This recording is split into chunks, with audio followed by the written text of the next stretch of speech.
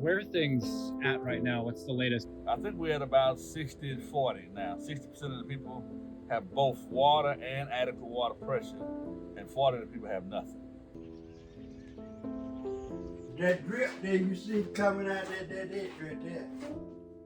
Your wife, she got her food there. I don't want to get over here.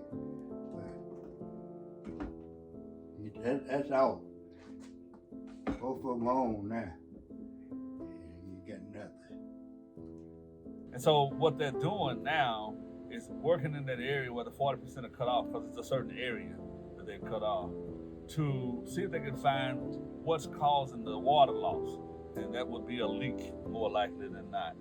And when they find that and repair it, then we're at a point where we're not losing more water than we need to be losing, and the tank will gain.